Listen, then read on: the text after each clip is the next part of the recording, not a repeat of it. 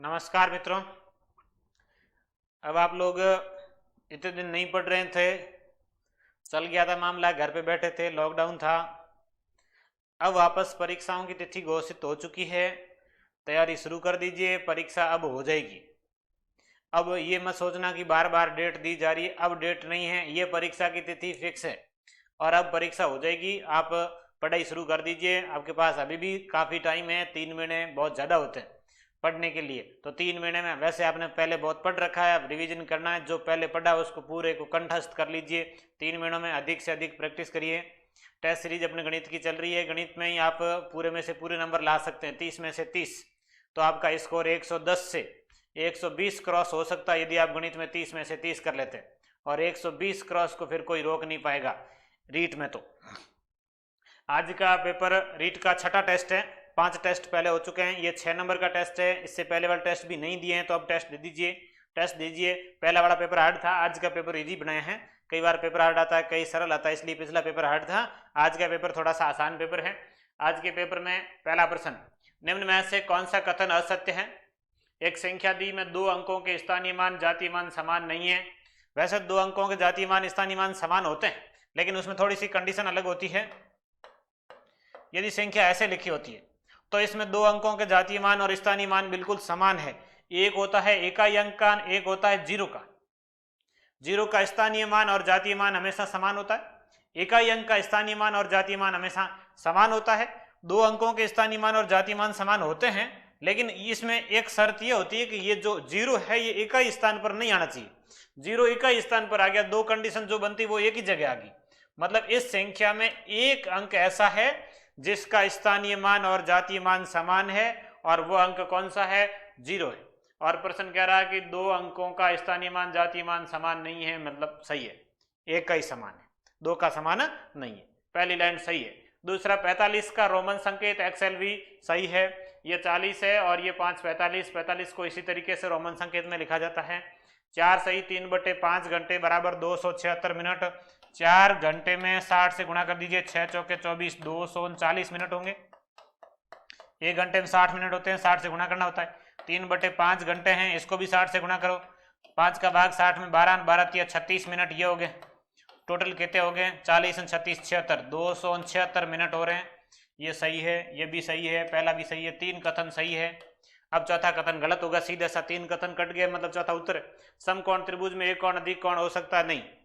समकोण त्रिभुज में एक कोण अधिक कोण नहीं हो सकता। समकोण त्रिभुज में एक समकोण और शेष 2 कोण न्यून कोण होते हैं हमेशा।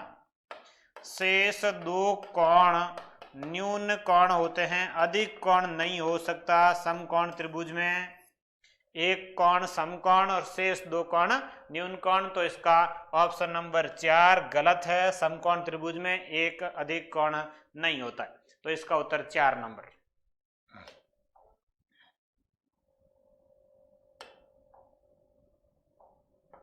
दूसरा, निम्न में से कौन सा असत्य? एक पासे को उछालने पर अभाज्य संख्या आने की प्रायिकता 1/2 है। अब जनरली आपको पता होना चाहिए पासा है क्या, इस पर कौन से अंक आते हैं। तो पासे पर 1 2 3 4 5 और 6 ये पासे पर अंक लिखे होते हैं। अब इन अंकों में से यदि पासा अपन उछालेंगे तो इनमें से कोई एक अंक आएगा। अब जो एक अंक आएगा वो कौन सा आएगा, इसके लिए आपको कंडीशन दे रखी है कि अभाज्य संख्या आने की प्रायिकता बतानी है कि एक अंक जो है वो आएगा, वो अभाज्य होना चाहिए। तो इसमें प्रायिकता का फॉर्मूला होता है, प्रायिकता बराबर अनुकूल घटनाएं बटे में कुल घटनाएं। अब देखिए, अनुकूल घटनाएं कुल घटनाएं है क्या, अनुकूल क्या है, अनुकूल क्या है। ये टोटल कितने अंक है? 6 अंक है। मतलब कोई सा भी आ सकता है, 1 आ सकता है, 2 आ सकता है, 3 आ सकता है, 4 आ सकता है, 5 आ सकता है और 6 आ सकता है। तो टोटल कितनी, कुल कितनी घटनाएं हुई? 6 घटनाएं हुई। कुल कितनी घटनाएं हैं? 6। कि कुल कितने अंक है? 6 अंक है, 6 आ सकते हैं, 6 में से कोई सा भी आ सकता है। तो ये कुल घटनाएं हुई 6। अब इसमें से अनुकूल अपने को चाहिए कौन सा? अभाज्य संख्या। तो इसमें से अभाज्य संख्याएं कितनी है? 1 2 और 3। कितनी अभाज्य संख्या है? 3 अभाज्य संख्या। तो 6 में से 3 अभाज्य संख्या है, मतलब 6 में से 3 कितना 1/2, ये इसकी प्रायिकता क्या हो जाएगी 1/2। 6 और 3 आपस में कट जाएंगे, 1/2 इसकी प्रायिकता होगी। अभाज्य संख्या आने की प्रायिकता भी 1/2, सम संख्या आने की प्रायिकता भी 1/2, विषम संख्या आने की प्रायिकता भी 1/2, भाज्य संख्या आने की प्रायिकता 1/2 नहीं होती है, बस ये ध्यान रखना होता है।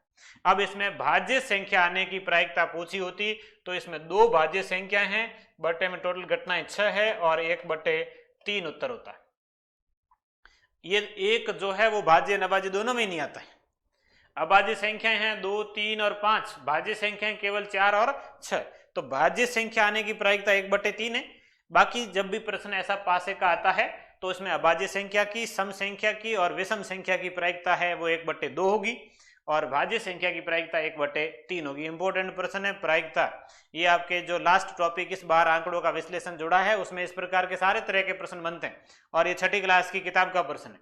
तो 6ठी क्लास में भी ऐसा प्रश्न है तो अपने सिलेबस का ये और आना है, ऐसा प्रश्न इस बार आ सकता है। 1 किलोग्राम बराबर, अगला ऑप्शन पहला तो सही है, 1 किलोग्राम बराबर 10⁶ मिलीग्राम। ये देखिए, अब इसमें आपको 3 के सेट में एक वैसे पहले प्रश्न आ चुका है, deci centi milli deca hecto kilo, ये जो सेट है वो याद होना चाहिए। डेका हेक्टा और किलो, इधर होता है डेसी सेंटी और मिली, बीच में है ग्राम। ये deca hecto kilo deci centi और मिली।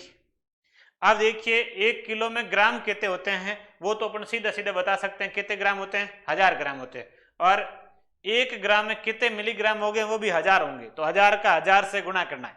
वैसे तो सीधा बता सकते थे आप 1000 से 1000 का गुणा करना है, नहीं तो बाकी आप यहां से शुरू करेंगे कि ये 10⁻1, ये 10⁻2, ऐसे क्रमवार बढ़ेंगे, ये 10⁻3, ये 10⁻4, ये 10⁻5 और ये 10⁻6, ये बीच में अलग है, इसको नहीं लिखना होता, 3 इधर 3 पहले। तो ये यहां से शुरू करके इधर जाते हैं तो ये 10⁻6 तक, जैसे क्रमवार, किलो से शुरू करना है, प्रश्न किलो का। 10⁻, यदि ये 1 है, ये 10⁻2, ये 10⁻3, ये 10⁻4, ये 10⁻5 और ये 10⁻6। ये अब 1 किलोग्राम है, 1 किलोग्राम है और उसमें मिलीग्राम कितने होंगे तो 10⁻6 मिलीग्राम होंगे। 1 किलोग्राम के बराबर कितने मिलीग्राम होंगे 10⁻6 मिलीग्राम होंगे, ये भी सही कथन है। अगला, पाई चार्ट के केंद्रीय कोणों का योग 300 डिग्री होता है, ये गलत है। पाई चार्ट के केंद्रीय कोणों का योग 300 डिग्री नहीं होता है। जो पाई चार्ट होता है उसके केंद्रीय कोणों का मान जो होता है वो 360 डिग्री होता है। पाई चार्ट के केंद्रीय कोणों का मान 360 डिग्री होता है और एक वृत्त में अनेक जीवाएं हो सकती है, बिल्कुल अनेक जीवाएं हो सकती है। तो ये इसका आंसर आ जाएगा 360 डिग्री वाला, तो गलत है। ये इसका उत्तर ऑप्शन नंबर सी कि पाई चार्ट के केंद्रीय कोणों का योग कितना होता है 360 डिग्री होता है। ये पाई चार्ट इस तरह से होता है, इसके जो केंद्रीय कोणों का योग होता है वो 360 डिग्री, मतलब एक बिंदु पर बनने वाले कोणों का योग कितना होता है 360 होता है। इसमें ये और ये दोनों आंकड़ों का विश्लेषण उससे संबंधित है, ये दोनों, ये ज्यामिति का है और ये अंगणित का टॉपिक है। 1 किलोग्राम के बराबर कितने मिलीग्राम होंगे, 1 किलोग्राम में ग्राम कितने होते हैं और ग्राम में मिलीग्राम कितने होते हैं। 1 किलो में ग्राम होते हैं 1000, आप सीधा कर सकते हैं। यदि ये याद नहीं भी होता है तो भी आप कर सकते हैं कि 1 किलो के बराबर कितने ग्राम होते हैं 1000 ग्राम, और 1 ग्राम के बराबर कितने मिलीग्राम होते हैं 1000 मिलीग्राम होता है। किलो में 1000 ग्राम और ग्राम में 1000 मिलीग्राम, 1000 का 1000 से गुणा कर दीजिए, 1 किलो में मिलीग्राम आ जाएंगे 1000 गुणा 1000, 1000 गुणा 1000, ये 10⁻3 10⁻3, 3 3 6, ये 10⁻6 मिलीग्राम हो जाएगा। 1 किलोग्राम बराबर 10⁻6 मिलीग्राम। इस तरीके से ये इसका ऑप्शन नंबर बी जो है वो सही है। ये भी सही है, ये गलत है, गलत बताना था, ऑप्शन नंबर सी इसका उत्तर।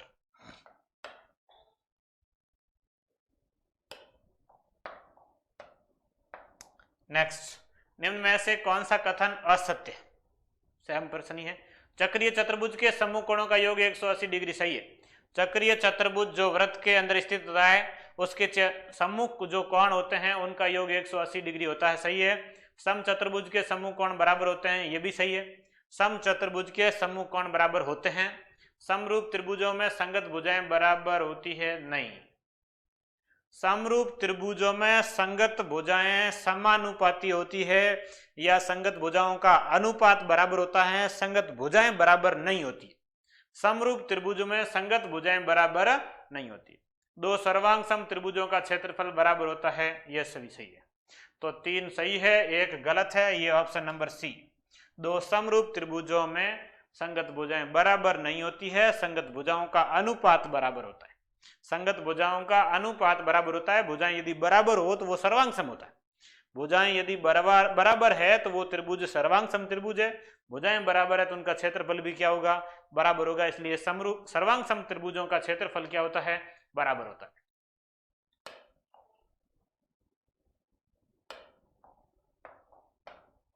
ये निम्न में से किसका अंतर सर्वाधिक, डिफरेंस सर्वाधिक इसका 1/2 और 1/3 का अंतर, 2 और 3 का लसअ आएगा 6, 3 में से 2 घटेंगे 1/6 इनका अंतर आएगा।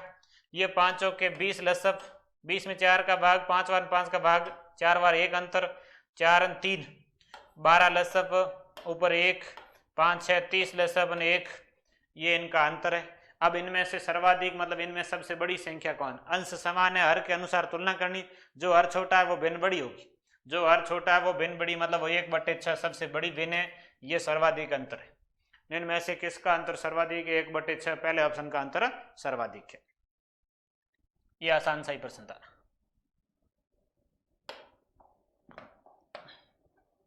तीन की पावर 25, 3 की पावर 26, 3 की पावर 27 और 3 की पावर 28 को निम्नलिखित में से किससे पूर्णतः भाजित होगा, 4 ऑप्शन दिए हुए हैं। 3 की पावर 25, 3 की पावर 26, 3 की पावर 27 और 3 की पावर 28। इसमें आप 3 की पावर 25 यदि कॉमन लेते हैं, 3 की पावर 25 कॉमन लेते हैं तो इसमें 3 की पावर 25 में से 25 चलेगी मतलब 3 की पावर 0, इसमें 3 की पावर 1, इसमें 3 की पावर 2 और इसमें 3 की पावर 3 बचेगा। ये 3 की पावर 25 कॉमन लिया, 26 में से 25 चला गया 1, 27 में से 25 चले गए 2, 28 में से 25 चले गए 3। अब इनका जोड़ करना है, ये 3 की पावर 25 और इसके साथ में गुणा में ये आएगा, ये 27, ये 9, ये 3 और ये 1, 27 3 30, 9 ने 1 10, 30 10 40, ये 3 की पावर 25 गुणा 40 आया। अब इसमें से ऑप्शन से ट्राई कीजिए, देखिए किसी का भाग जाता है, 40 में 11 का भाग नहीं, 16 का भाग नहीं, 25 का भाग नहीं और 30 का भाग नहीं, किसी का भी भाग नहीं जा रहा है। अब आपको इसको आगे और हल करना है। 3 की पावर 25 में से 1 पावर इधर दे दो, 3 की पावर 24 और ये हो जाएगा 3 गुणा 40, तो ये 3 की पावर 24 गुणा 4 3 12 120। अब देखिए 120 में किसका भाग जाता है, ऑप्शन के अनुसार देखना, 11 का भाग नहीं जाएगा, 16 का नहीं जाएगा, 25 का नहीं जाएगा, लेकिन 30 का भाग जाएगा। तो ये संख्या किससे भाज्य होगी, 30 से भाज्य होगी। 120 में 30 का भाग पूरा पूरा जा रहा है, तो इसका ऑप्शन नंबर डी सही है। पावर कॉमन लेके हल करना, घातांक नियम का प्रश्न है ये, एक एक नियम का प्रश्न है। 100 बिल्लियां 100 चूहे 100 दिन में, 100 बिल्लियां 100 दिनों में बराबर 100 चूहे, चूहों की संख्या बराबर लिखनी, कितने चूहे हैं 100, 100 चूहे मारती है, तो 4 बिल्लियां 4 चूहे, 4 बिल्लियां कितने दिनों में, x दिनों में कितने चूहे, 4 चूहे मारेगी। ये परिणाम बराबर लिखा, तो कार्य बराबर परिणाम। 100 बिल्लियां है 100 दिनों में 100 चूहे मारती है, 4 बिल्लियां हैं कितने दिनों में 4 चूहे मारेगी। अब इसके लिए आपको ये बराबर लिख के इस तरह से क्रॉस गुणा करना होता है, 4 का 4 से गुणा, इस तरीके से वो गुणा हो जाएंगे, ये गुणा हो जाएंगे, तो ये हो जाएगा 100 गुणा 100 गुणा 4 और बराबर 4 गुणा x गुणा 100।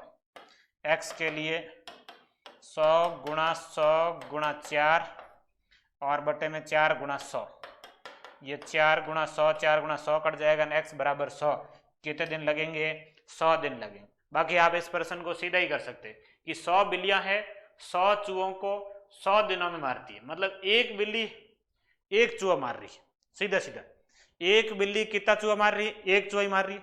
100 बिल्लियां 100 चूहे मार रही है, एक बिल्ली कितना चूहा मारेगी, एक बिल्ली, एक बिल्ली एक चूहा मारेगी और उसको दिन कितने लगेंगे? 100 दिन लगेंगे। 2 बिल्लियां होगी तो अभी 2 चूहे मरेंगे, दिन कितने लगेंगे? 100। 3 बिल्लियां होंगी, 3 दिन 3 चूहे मारेगी, लेकिन दिन कितने लगेंगे? 100। तो 4 बिल्लियां हैं और 4 चूहे मारने हैं, दिन कितने लगेंगे? 100 लगेंगे, क्योंकि एक बिल्ली एक चूहा ही मार रही है। 4 बिल्लियां कितने चूहे मार रही? 4 मार रही, दिन कितने लगेंगे? 100 लगेंगे। तो 100 दिनों में मारेगी। इसका आंसर 100 दिन। कई लोग इसका उत्तर 4 कर देते हैं। छपे हुए मूल्य पर 10% छूट देकर एक पुस्तक बेचने पर दुकानदार को 12% का लाभ होता है। लागत मूल्य और छपे हुए मूल्य का अनुपात क्या होगा? छपा हुआ मूल्य का मतलब होता है अंकित मूल्य, और 10% छूट देकर बेचा गया। अंकित मूल्य मान लीजिए 100, ये अंकित मूल्य 100, छूट दी गई 10%, 10% छूट दे के बेचा तो विक्रय मूल्य हो गया 90, और इसको लाभ हुआ 12% का। क्रय मूल्य ज्ञात करेंगे तो ये 90 है, जो है वो 12% लाभ मतलब 112% का मान है, 100% का मान मतलब 100 से गुणा कर दो, ये क्रय मूल्य। 90 में 112 का भाग देके 100 से गुणा करो, ये क्रय मूल्य, ये अंकित मूल्य। लागत मूल्य और छपे हुए मूल्य का अनुपात पूछा, ये लागत मूल्य। लागत मूल्य है 90 गुणा 100 बटे में 112, अनुपात अंकित मूल्य। छपा हुआ मूल्य कितना है? 100। 100 से 100 कट जाएगा, 112 इधर आ जाएगा। 90 अनुपात 112, 2 से कट जाएगा 45, 112 56, 45 अनुपात 56, 45 56, ऑप्शन नंबर ए, ये इसका उत्तर। आसान सा ही है। अंकित मूल्य 100 मान लिया, 10% छूट से 90 में बेची, 12% लाभ हुआ, क्रय मूल्य ज्ञात कर लिया, और इनका अनुपात पूछा, ये इनका अनुपात 45 अनुपात 56।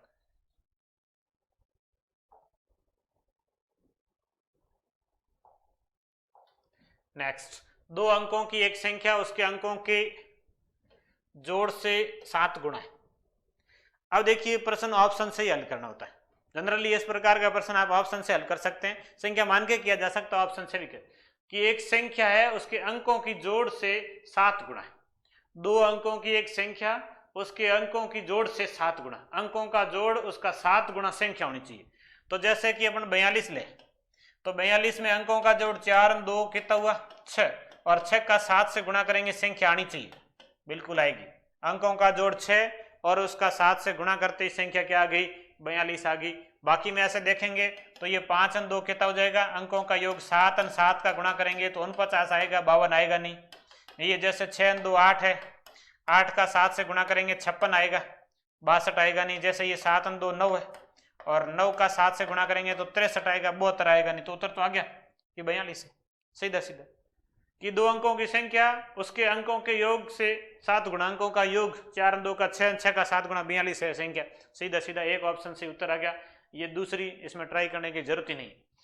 आगे ये है कि संख्या के अंकों को आपस में बदल देंगे, ये 42 है, अंकों को आपस में बदलेंगे तो जाएगा 24, और ये वास्तविक संख्या मतलब 42 से कितना कम है? 18 कम है, बिल्कुल 18 कम है। 8 4 12, 2 2 4, 42 हो रहे हैं, 18 कम भी है, अंक बदलेंगे 42 से 24 हो जाएगा, ये इससे 18 कम होनी चाहिए, 18 कम भी है, तो ये इसका उत्तर है 42। बहुत आसान सा प्रश्न है संख्या पद्धति का। 2 अंकों वाली संख्याएं किस प्रकार हैं? 8 आदमियों की औसत आयु में 2 वर्ष की वृद्धि हो जाती है जब 21 वर्ष और 23 वर्ष की आयु के 2 लोगों को 2 नए आदमियों से बदला जाए तो नए आदमियों की औसत आयु क्या होगी? नए आदमी ज्यादा है, औसत में वृद्धि हो रही, औसत में 2 वर्ष की वृद्धि हो रही है, मतलब नयों की आयु ज्यादा होगी।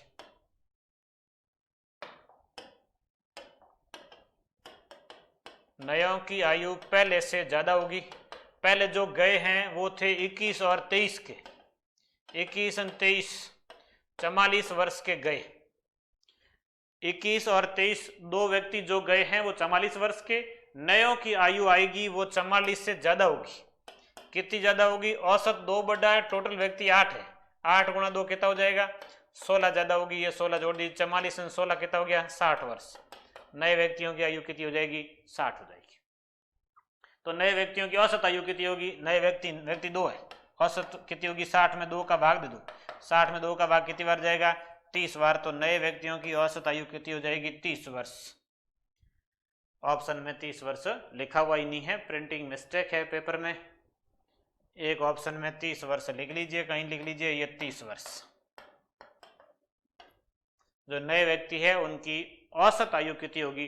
30 वर्ष होगी। एक बार वापस समझ लीजिए, 8 आदमियों की औसत आयु में 2 वर्ष की वृद्धि हो जाती है जब 21 वर्ष और 23 वर्ष की आयु के दो लोगों को 2 नए आदमियों से बदला जाए। 2 नए आदमियों से इनको बदल दिया, 21 वर्ष और 23 वर्ष, 21 और 23 44 वर्ष। 44 वर्ष के 2 व्यक्ति है, उनकी जगह 2 नए आते हैं, जिससे औसत में 2 की वृद्धि होती है। टोटल मिला के 8 आदमियों के हिसाब से 16 वर्ष की वृद्धि हुई। 44 और 16 मतलब नए व्यक्तियों की आयु 60 वर्ष। औसत कितना होगा? 60 में 2 का भाग दे दो, 30 वर्ष। ये औसत 30 वर्ष। इसमें ये काट के ये लिख दो, ऑप्शन सी सही कर दीजिए। इसका उत्तर 30 वर्ष आएगा।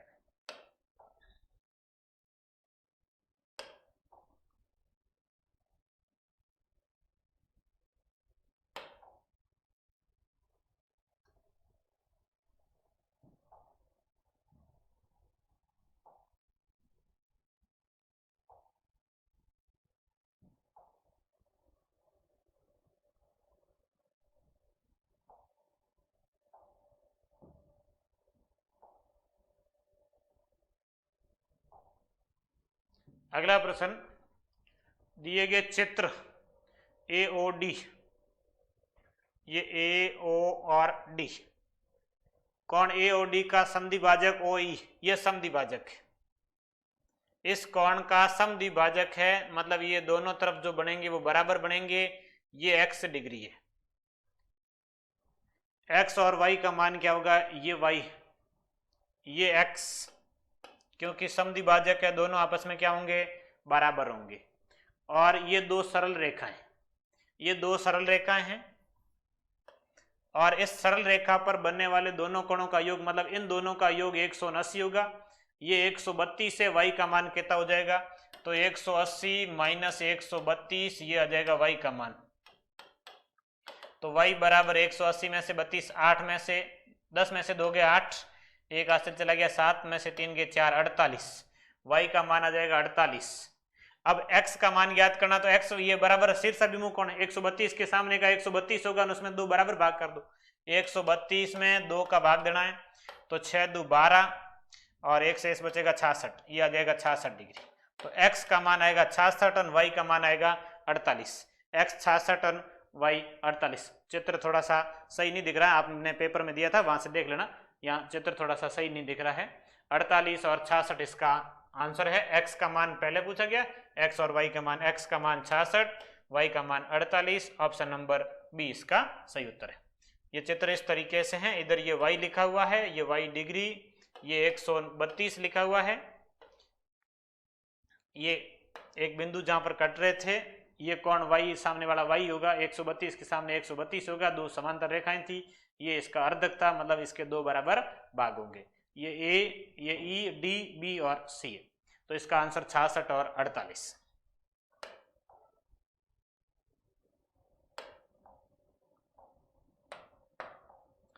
एक त्रिभुज के कोणों का अनुपात 2:3:7 है, तो सबसे छोटे कोण का मान क्या होगा? ये बिल्कुल आसान सा प्रश्न। सबसे छोटे कोण का मान क्या होगा? तो सबसे छोटे कोण का अनुपात 2 बटे में अनुपात 7 3 2, 7 3 10 2 12 और गुणा त्रिभुज के तीनों कोणों का योग 180। 180 में 12 का भाग जाएगा 15 बार, 15 का 2 से गुणा 30 डिग्री। तो सबसे छोटा कोण कितना आ जाएगा? 30 डिग्री। सबसे छोटा कोण मतलब सबसे छोटा अनुपात 2 है, बटे में अनुपात तो योग 7 3 10 2 12 और गुणा 180 डिग्री। टोटल 180 डिग्री होता है एक त्रिभुज के तीनों कोणों का योग। तो सबसे छोटा कोण आ जाएगा 30 डिग्री का।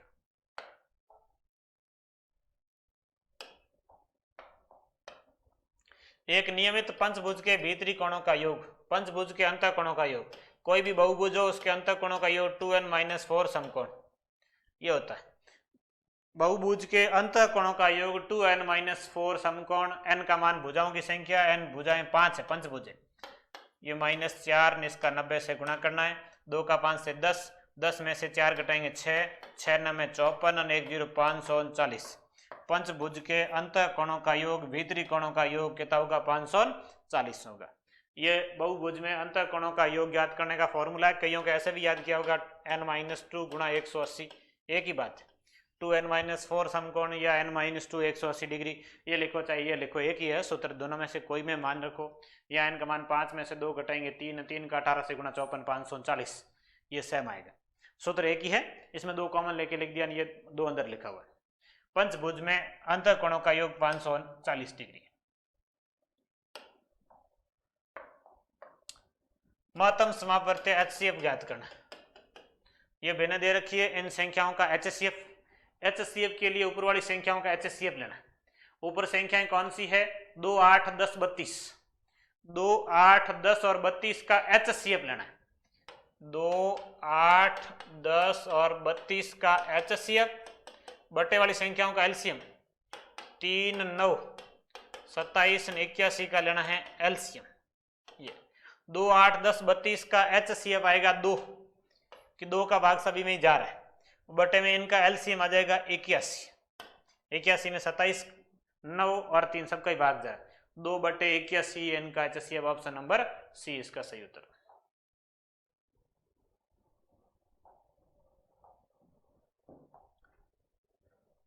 ये प्रश्न 2.43 गुणा 2.43 प्लस 2.43 गुणा 7.57 गुणा 2 और 7.57 गुणा 7.57, ये ऐसे हैं A² प्लस 2AB और प्लस B², जिसमें A का मतलब है 2.43 और B का मतलब है 7.57। यदि अपने को A प्लस B के होल स्क्वायर का सूत्र आता तो ये कैलकुलेशन आसान हो जाती, बाकी इतना गुणा करके जोड़ करके हल करना मुश्किल होता है। तो ये ऐसे हैं A² plus 2AB plus B², और इसको अपन लिख सकते हैं A प्लस B का होल स्क्वायर, जिसमें A का मान है 2.43 और B का मान है 7.57। इन दोनों की जोड़ और इसका होल स्क्वायर, 2, 7, 9, 1 ये जुड़ जाए 10, ये 10 और 10 का स्क्वायर, 10 का स्क्वायर कितना हो जाएगा? 100 हो जाएगा। तो इसका आंसर कितना आ जाएगा? 100, ऑप्शन नंबर बी। ये A² plus 2AB plus B², एक बार परीक्षा में रीट में ये सूत्र भी पूछा हुआ सीधा सीधा, इसमें ये इस तरह कैलकुलेशन भी आती है। तो A प्लस बी का होल स्क्वायर है और ये A प्लस बी का मान रख के जोड़ करो 10, 10 का स्क्वायर कितना हो जाएगा? 100। गुणा करके जोड़ करने की बजाय ये आसान रहता है और इस तरीके से हल करना होता है।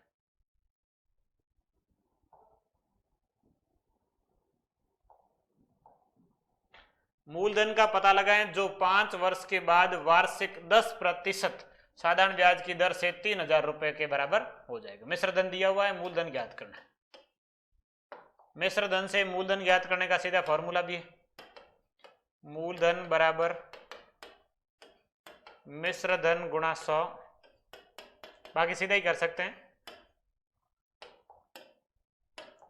100 प्लस दर गुणा समय, जिसमें आपका मिश्र धन है 3000 गुणा 100 बटे में 100 प्लस दर और समय 10 और 5 का गुणा 50, 100 और 50 का जोड़ 150, 3000 गुणा 100 और बटे में 150, 150 300 से 2 और 3 0 2000 रुपये।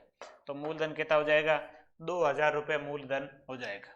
बाकी आप इस प्रश्न को सीधा सीधा भी कर सकते थे कि 10 और 5 मतलब 10% की दर से 5 वर्ष का ब्याज आएगा, वो आएगा 50%। 50% ब्याज है और इसमें 50% मान मतलब ये 150% का मान दिया हो। मिश्र धन का मतलब 150% होगा, 50% ब्याज है, 100% मूलधन। 150% का मान दिया, 150 का भाग देके 100% मूलधन ज्ञात करना, 100 से गुणा कर दो। ये 150 का भाग देके 100 से गुणा करेंगे कितना आ जाएगा? 2000 आ जाएगा।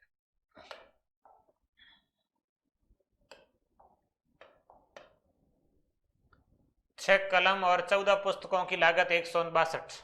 6 कलम को K लिख दीजिए प्लस 14 पुस्तकों P लिख लीजिए बराबर 162 रुपये। और अगले में 5 कलम और 8 पुस्तक का मूल्य 102 रुपये है। एक कलम और एक पुस्तक की लागत का अनुपात पूछा गया। तो ये 2 चरों वाला रैखिक समीकरण है और इसको हल करने के लिए गुणांक समान करके विलोपन विधि से, तो गुणांक समान करने के लिए पहले समीकरण को गुणा कर दो 5 से, 5 छके 30, और इसको गुणा कर दो 6 से, 6 पंजे 30। तो ये 5 छके 30 के प्लस 14 पंजे 70 P बराबर 505 का 600 162 से 5 का 2 से गुणा 10 हासिल 1, 5 का 6 से 30 ने 1 31 हासिल 3, 5 1 5 3 8 810। इधर ये गुणा करेंगे तो 6 पंजे 30 के प्लस 6 का 8 से 48 पी और बराबर 6 का 102 से ये 600, 6 का 2 से 12, 612। अब घटा लीजिए माइनस, ये माइनस, ये माइनस, 30 30 कट जाएगा, 70 में से 48 22, 22 पी बराबर 800 में 600 200, 200 में से 2 कम 198 और 198 22 का भाग, पी बराबर 198 बटे 22, 198 22 नंबर 198 9 बार, पी का मान आ जाएगा 9। वापस कोई एक समीकरण मान रखो, के का मान आ जाएगा, इसमें रख देते जैसे 5k प्लस 8 गुणा 9 और बराबर 102, 5k 8 9 72 बराबर 102, 5k बराबर 102 में से 72 घटाएंगे 30 और k बराबर 30 में 5 का भाग 6, कलम का मूल्य 6, अनुपात पुस्तक का मूल्य p मतलब 9, 6 9 कट जाएंगे 3 से, ये 2 अनुपात 3, ये 2 अनुपात 3 इसका उत्तर। ये दो चरों वाले रैखिक समीकरण है, रैखिक समीकरण हल करने आने चाहिए। तो एक दो प्रश्न इसमें भी पेपर में हार्ड थे, बाकी तो आसान थे। एक दो प्रश्न हार्ड थे, एक दो प्रश्न अभी बचे हुए हैं। 20 पैसे और 25 पैसे के कुल 324 सिक्के हैं जिनका योग 71 रुपए बनता है। 25 पैसे के सिक्के कितने? कुछ सिक्के हैं 20 पैसे के और कुछ सिक्के हैं 25 पैसे के, टोटल 324 है। 25 पैसे के सिक्के ज्ञात करने, ये x मान लीजिए और ये 324 माइनस एक्स, टोटल में से x घटा के लिख लीजिए कि ये x और ये 324 माइनस एक्स। अब 20 पैसे के सिक्के हैं, इनको रुपयों में बदल दीजिए। 25 पैसे के सिक्के इनको रुपयों में बदल दीजिए। 20 पैसे वाले में 5 का भाग दे दो, 20 पैसे हैं भाई, 5 सिक्कों से 1 रुपया होता, 5 का भाग दे दो ये रुपये हो जाएंगे और इसमें 4 का भाग दे दो ये रुपये हो जाएंगे और इन दोनों का जोड़ 71 रुपये, यहाँ से x का मान आ जाएगा। ये 324 माइनस एक्स, इसके बटे में 5 प्लस x बटे 4 और बराबर टोटल रुपए कितने हैं? 71 रुपये हैं। ये 5 और 4 का लसाव आ जाएगा 20, 20 में 5 का भाग 4, 4 का गुणा करना है 324 माइनस एक्स से और 4 का भाग 5 से गुणा करना है 5x और बराबर 71। ये 4 का गुणा करना 324 से, 4 चौके 16, 4 दो 8 ने 1 9 और 4 3 12, 1296 और माइनस 4x प्लस 5x मतलब 1 बचेगा x और बराबर 20 का 71 से गुणा, 0 7 2 14,